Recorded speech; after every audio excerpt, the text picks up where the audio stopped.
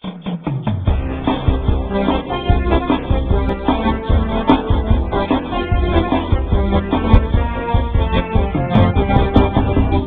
evening and welcome to the May 3rd, 2012 meeting of TV Toastmasters Club 9523. I'm glad that we have our Toastmasters and guests in the audience with us here this evening. And for those of you who are looking in today, welcome to TV Toastmasters. I hope you enjoy our program this evening. I'm going to be the Toastmaster. I'm also the club president of TV Toastmasters. We have a good meeting in store for everyone. We have a prepared speech. We also are going to have table topics and then the evaluation portion of our meeting. We're going to start out with our grammarian and counter. He is going to be giving us a word for the day, which we will want to try and use in the course of our conversation this evening. He's also going to be watching, or actually listening, for any crutches that we use, also our ahs, ums, filler words that we want to try and expunge from our vocabularies. Help me welcome Rick Barron, our grammarian and counter. Thank you, Steve.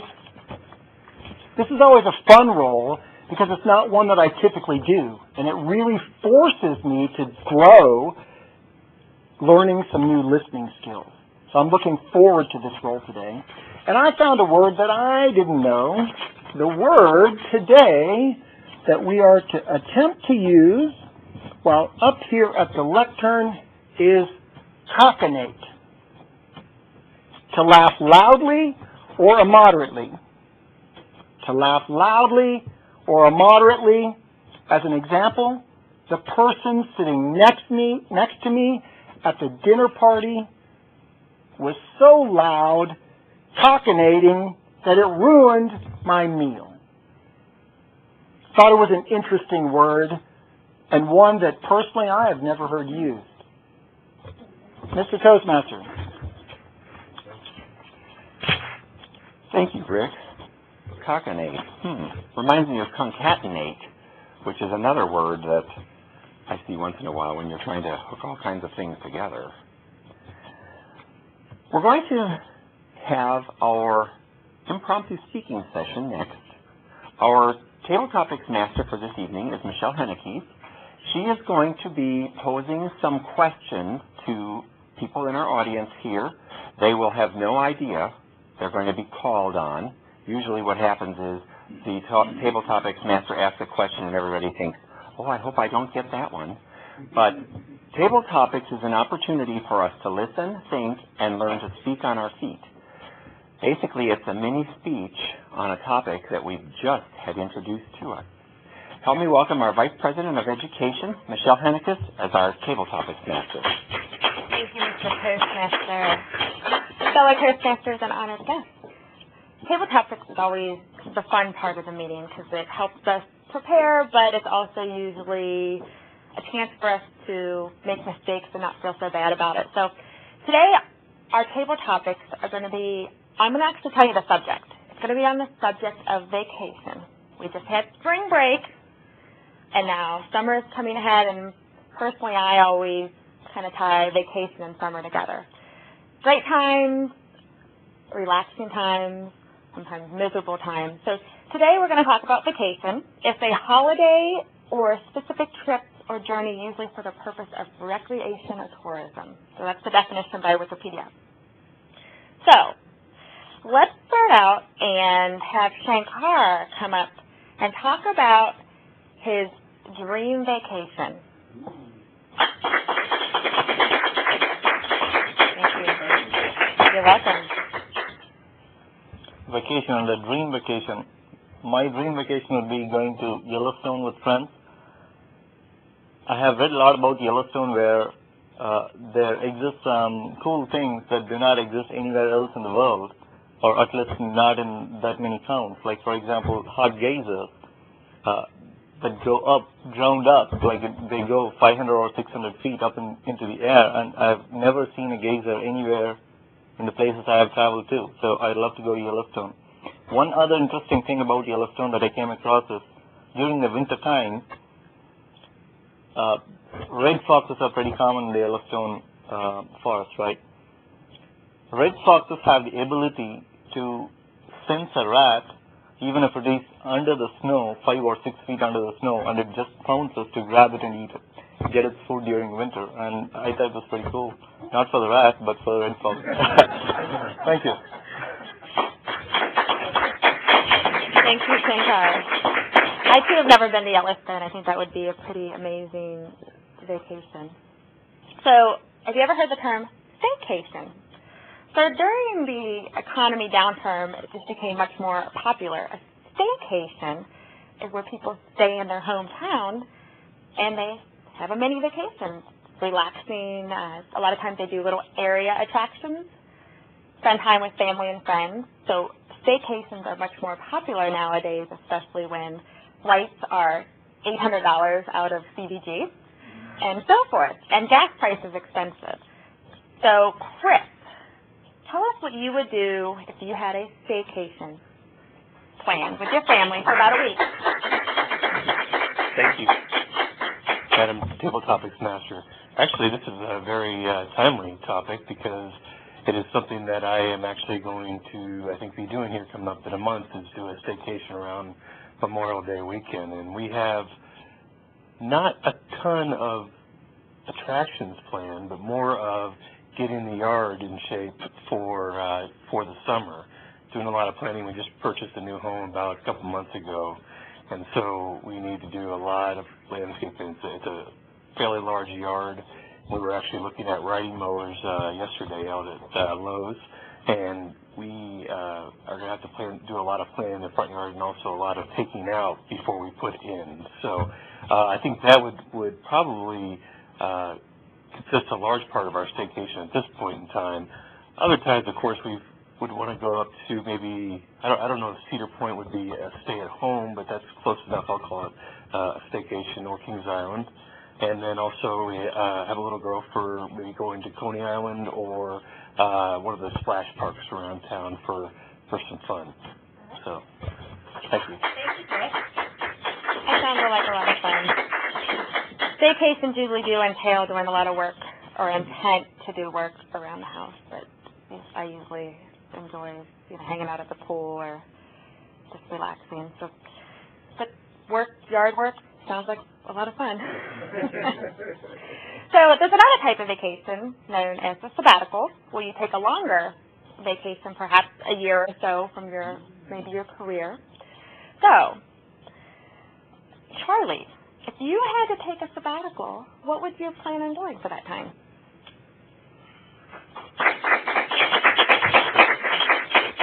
Thank you.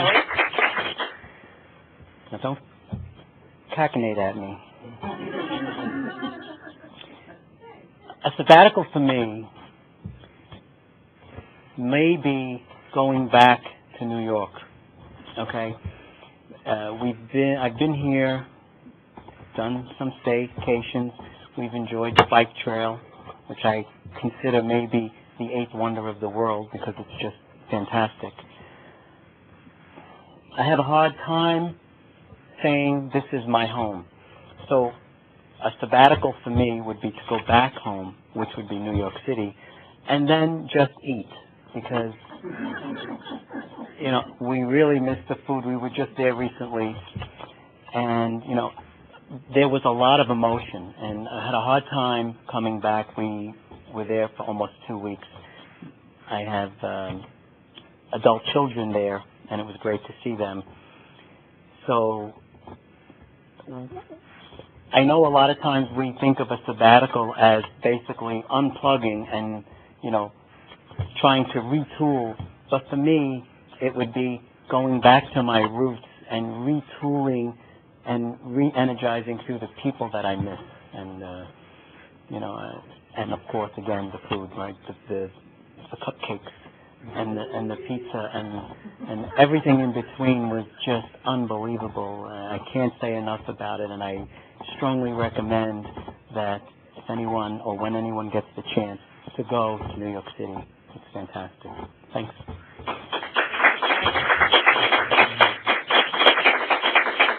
So we haven't sold you on the Cincinnati style chili.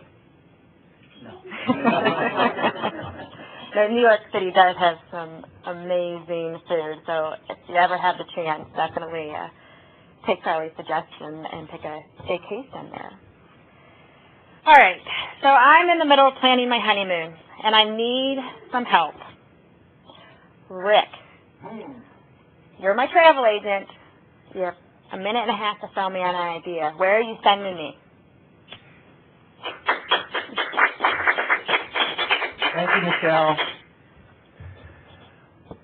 Honeymoon destination should be about the two of you spending time exploring one another, not off traipsing around the planet, knocking down jungle or bush, surfing over waves, climbing mountains, conquering pyramids.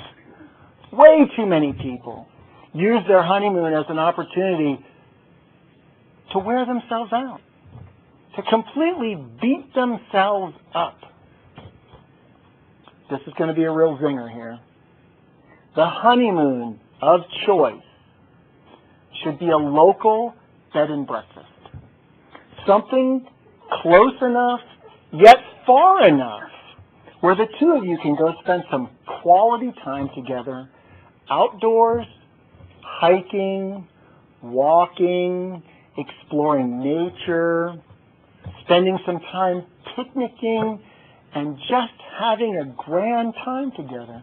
What do you think, Michelle? No. Thanks, Rick.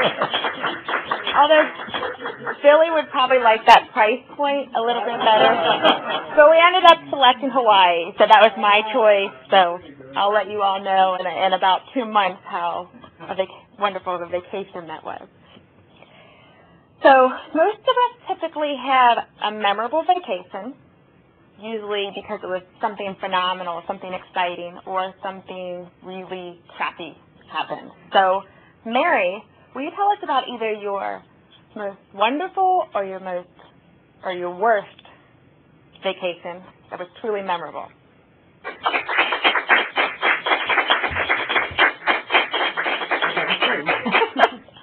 Well, I think the worst vacation was going to Arkansas. That is the worst place in God's green earth to go to. Sorry about it if anyone from Arkansas is listening to this. We went to my daughter's, and you go down a country road. Then you go down another country road. And then another country road. And then the last country road that's got about chuckles this big. And then we sat there and the only thing you seen was cows. That's the worst vacation that I could give anyone. And if anyone wants to go anywhere else, don't go to Elkins, Arkansas. Thank you. Thank you, Mary. I recall a speech about your trip to Arkansas, and that was actually a very entertaining speech because literally you talked about all the country roads. So this concludes our session of Table Topics. Thank you for all who have participated.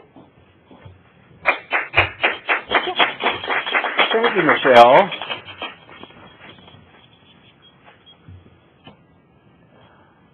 Now we're going to have that portion of our meeting where we will hear from one of our Toastmasters who will be presenting to us a prepared manual speech.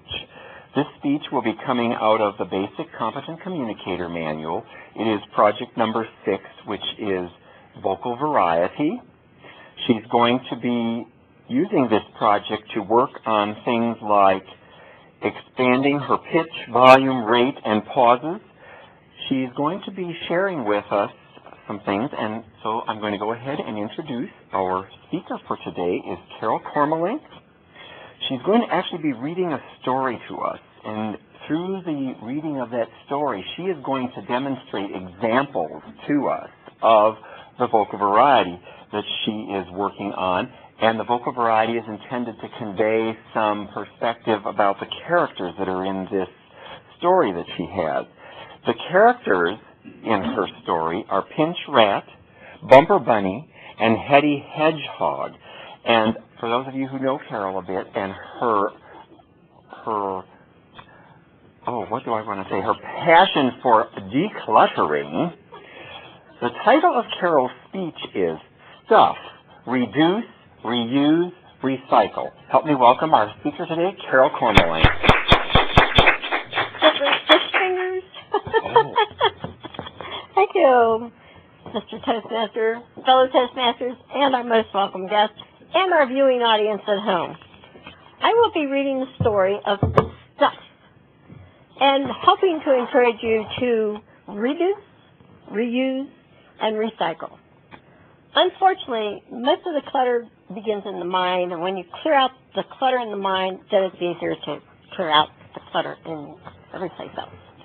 My story today is about Pinch. He was a pack rat. He kept everything, piles of magazines and old clothes. He kept toy cars and boats and tools and games and books and puzzles. There was so much stuff in Pinch's house, it was spilling out into the street. Neighbors did not like that, and one spring day, the other animals in the neighborhood decided to clean up the town and have a tag sale, which we call yard sales.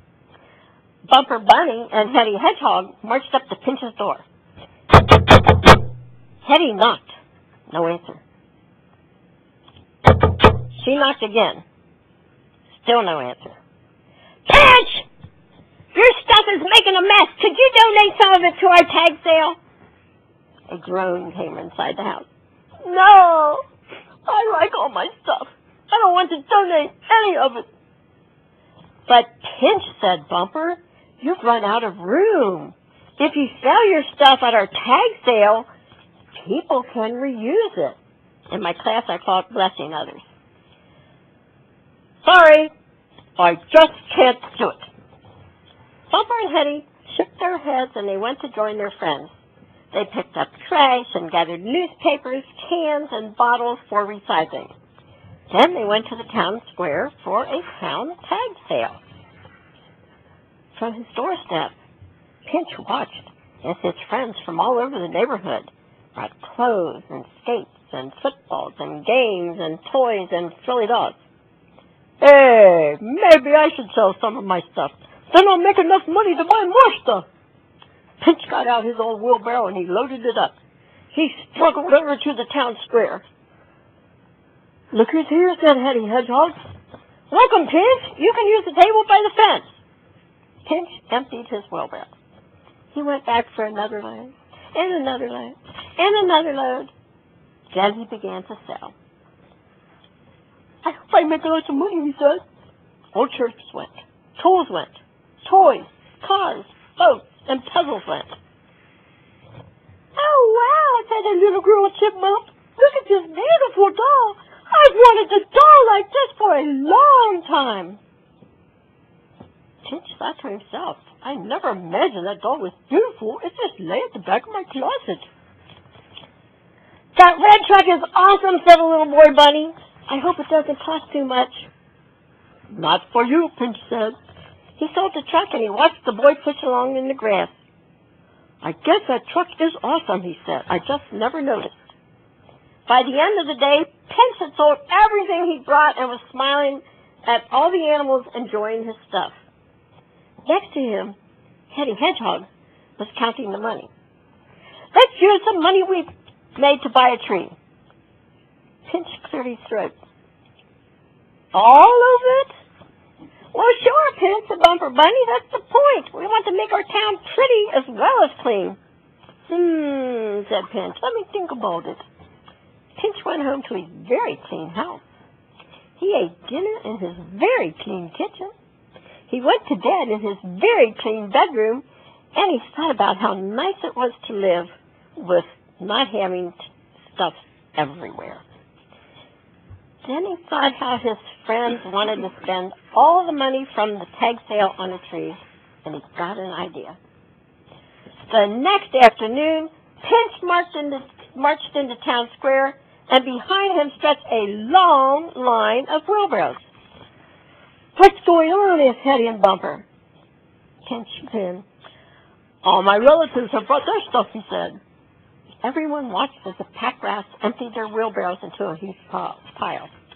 Tomorrow we're going to have another tag sale, Pinch declared, and we'll make enough money to buy a dozen trees. Hooray for a Pinch! If you're a Pinch pack rat, get rid of that stuff now when you get to become my age. Don't clutter from the grave. Get rid of it now.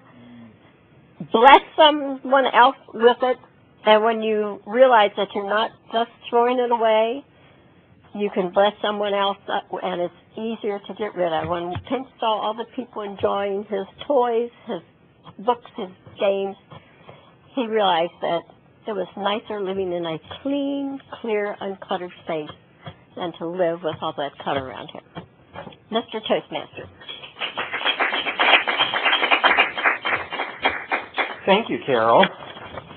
Well, I don't know. I'm usually struggling with pitching stuff out. I just haven't brought myself to the point where I've had things lying around for months or maybe years, and that I probably don't even know I have it, so I could just pitch it and it wouldn't be missed.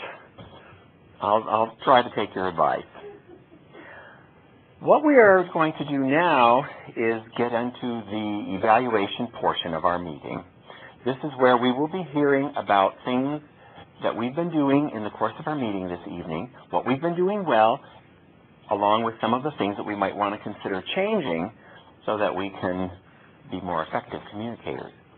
Our general evaluator for this evening is Shankar Rajwa, and he has a team of folks that are going to be helping him with our evaluation portion of the meeting. Help me welcome Shankar up here to the lectern.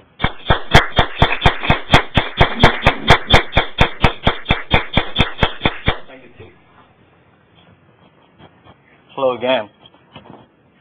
Like Steve said, this is one part of the meeting where the evaluation in Toastmasters especially differentiates this from any other group speech. And here's where we learn our strengths and learn our opportunities, and that's how I've been using the Toastmasters. And I've been only a member here for a short period of time now, and it has been helping me out a lot. And I'm sure this is going to help everyone. And we have our evaluator for Carol as Chris, and we will be hearing from our evaluators pretty soon. Thank you. Well, ladies and gentlemen, please welcome Chris for his evaluation of Carol. Thank you very much. Just to recap what Carol's speech's objectives were, they were to use voice volume, pitch, rate, and quality to reflect and add meaning and interest to your message. Also use pauses to enhance your message, and use vocal variety smoothly and naturally. That was the objective. This actually makes, the book is actually making it very easy to do an evaluation on this one, because it's actually just lists a bunch of different topics, and you do sort of like as you would check on a survey in a way. Could improve, satisfactory, or really well. I thought the topic selection was facilitated the vocal variety by the nature of the book. And it's choosing a book, which and I think probably more of a children's focused book, that allows for a lot of that vocal variety and different characters just by the nature, versus a book that was about history or something that would not be as conducive to vocal variety. So I thought that was good. Volume, I thought was satisfactory. There were times where you really, certainly when you yelled, pitch and had real loud ones, but mostly it was kind of in that middle level. So I thought the volume could be a little bit higher. Rate I thought was excellent, just very natural, very conversational. It was something that just flowed very well. Pitch, you had varied and conversational as well. I thought that was very good. The screams, you had even some of the gestures of knocking on the door and those sorts of things were good. Quality, pleasant and friendly. Carol's always pleasant and friendly, so I don't know how that could be otherwise. That was an easy one. Pauses I thought were satisfactory. I think you could have used more dramatic pauses. That would have been good. Expressiveness could have used a little bit more variety. There were some for sure, but would have been better to have some more expressiveness. Vocal variety, I think it enhanced the speech. I think one of the questions at the bottom is, what did you like most about the speech? What I liked most about it was all the different voices you had for the different characters. They all seemed to have a different voice. I thought that was really creative. The organization, logical flow, because it was a book, it was a good choice because it's got a built-in logical flow. Word usage, again, by the very nature of the book, is going to be descriptive in describing the characters. So I thought that was a good choice. And body language, knocked on the door, lots of use of body language, which was very good. What could the speaker have done differently to make the speech more effective? I think part of the problem with using a book, the one drawback with using a book is that you're looking down a lot. Like I'm looking at this book right now, trying to read the comments versus connecting with your audience. So that's just a drawback of your prop or what you were using. So, but otherwise, I thought it was great. I thought it was a lot of times head. I thought, yeah. So, but overall, very good.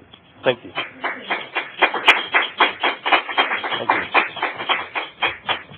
Thank you. I'd like to welcome Rick Barron for our all counter and the grammarian report. Thank you, Shankar. This is my growth experience up here in front of you, testing my listening skills. As the word of the day, the all counter, and the grammarian, it was my role to sit back and get that whip out and tell everybody exactly when they violated the rules of the English language. Me, the engineer, telling you how you violated the English language. So I will do my best. Interestingly enough, the only person that used our word of the day was our guest, Charlie Coconate. Congratulations, Charlie, on using the word of the day. I did notice that certain people have certain crutch words that they use, and they tend to go back to them. Michelle's crutch word is so. That's your crutch word.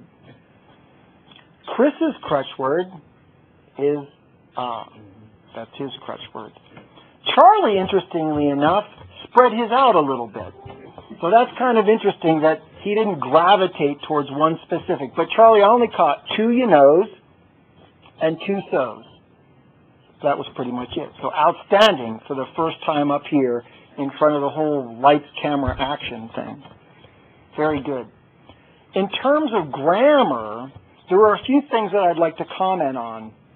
Steve, in your opening statement, you said that my role, or the table topics was about listening, thinking, and learning to speak on our feet. I thought that was a great use of kind of putting those all together and giving us that visual of what it's really like up here trying to do that. Shankar, sometimes we struggle with words in the English language. I know I do. Coconate is not one that rolls off the tongue. And geyser, I think, is the word that you were looking for the geyser that comes out of the ground. Charlie, I liked retooling and re-energizing. That was a great visual for me, helping with that. Mary, God's green earth and chuck holes. Those were 2 that kind of were on either side for me. God's green earth and this big chuck hole. That was helpful to kind of help me understand what Arkansas is really about. Yeah. Green chuck hole. Man.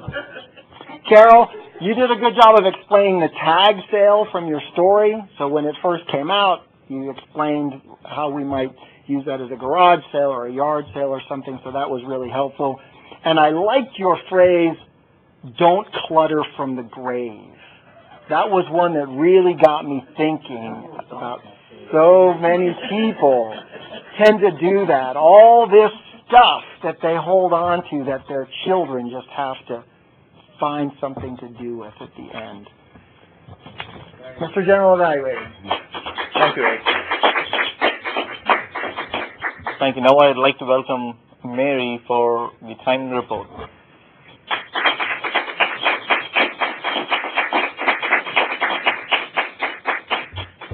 Thank you, Senator. Well, hello, everyone, again. Well, tonight's timing report is very interesting. Rick, on your word power, 3 minutes and 20 seconds. And Michelle, on the table topics, you did 53 seconds explaining, at the beginning. But Shankar, you were 1 minute. Chris, 1 minute and 10 seconds. Charlie, 1 minute and 40 seconds. Rick, 1 minute and 10 seconds. And me, I don't even want to talk about it. And I'm not going to. Okay, on the speakers, Carol, you were 5 minutes and 30 seconds. In Shankar, you were really great in valuations. And Chris, 3 minutes and 30 seconds. On the grammarian, Rick, it was 53 seconds on Confinate. And Jingle Evaluator, 42 seconds. And thank you so much. Thank you.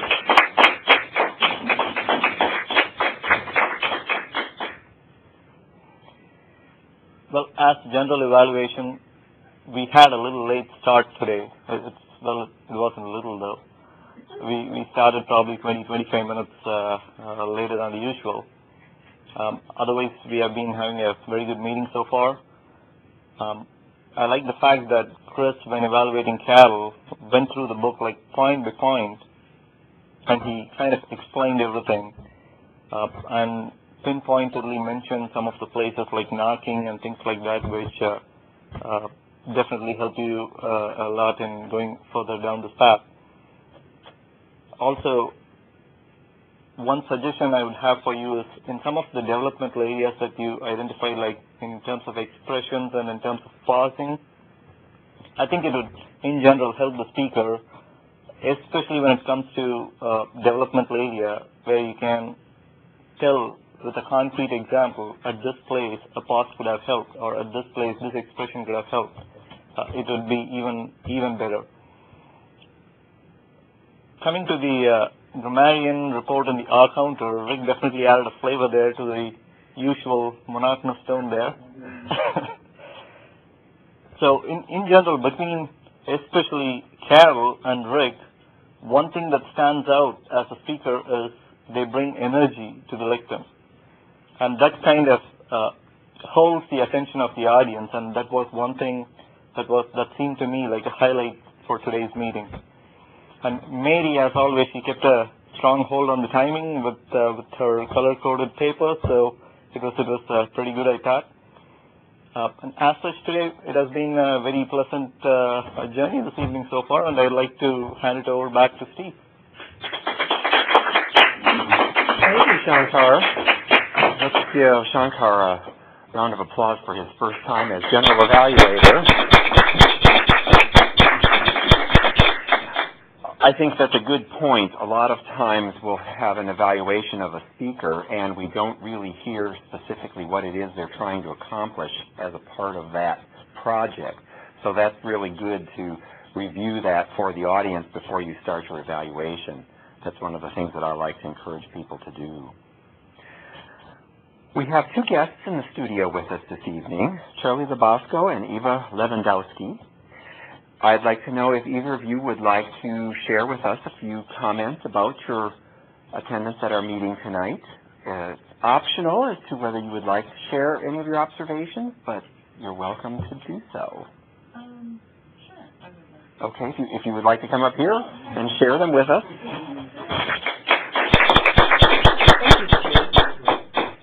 Thanks. This is not my first time at a Toastmasters meeting, but it has been, I don't know, probably 15 years ago that I had attended. And I did not do a speech at that time. I sat in the back and I was scared to death, but I really enjoyed what I saw this evening. I had a great time, and I'm really looking forward to being part of this group and to sharing going forward. So thank you. Thank you for that opportunity. Thank you, Eva. Charlie, did you want to come and share some of your thoughts? Thank you. You even participated in our table topics. So I did. I give you extra credit for that. For me, this is great because my work experience is in corporate, and everything is PowerPoints, and you never really get the opportunity to speak from the heart. And that's what I'm trying to get. Content ownership, to me, will allow more of that. So, when we talk about impromptu table topics, one of the challenges for me is to try to absorb the topic so that I can speak from the heart and not try to measure my words. And that's why I'm here. And, everybody brings something different. And I actually learned from everyone. I have to say, Shankar, standing up here, it was like watching the comedy roast with the guy from Seth MacFarlane. You had the same demeanor. You look like you've been doing this for years. So the visual was great. Listening to you guys was very enjoyable. I really had a great time. I'm really looking forward to this and learning. So, thank you. Thank you, Charlie. Well, one of the things I wanted to do and share with our audience that's looking in tonight, too, is the mission of a Toastmasters Club. The mission of a Toastmasters Club is to provide a mutually supportive and positive learning environment in which every individual member has the opportunity to develop oral, communication, and leadership skills, which in turn foster self-confidence and personal growth. As Charlie had touched on in his observation, Toastmasters is a place where we have an opportunity to try a variety of things, including a lot of things that we don't necessarily do well, but we get feedback on it, and we have opportunities to develop those abilities. Our next meeting for our TV Toastmasters Club will be on Saturday, May 19th at 9 a.m. at the Anderson Community Television Studio located at 7850 5 Mile Road in Anderson Township. I encourage you, if you're at all interested in coming to see what a Toastmasters meeting is like or learn a little bit about what it takes to do a television production for community access television, please come and check us out. To our Toastmasters that are here, what I'd like to remind you is that we do need to have folks sign up for roles in our upcoming meeting on Saturday, the 19th of May. Again, we do start at 9 a.m., and I look forward to seeing you folks here. And if there are any of our guests looking in from home, come and give us a look. I'm going to adjourn our May 3rd, 2012 TV Toastmasters Thursday evening meeting. Club 9523.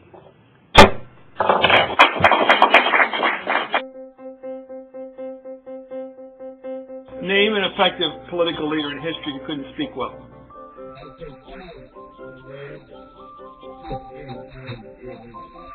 There aren't any. Because when it comes to a disease, Freedom requires leadership, and leadership requires oratory. You have to speak to be heard. I have a dream.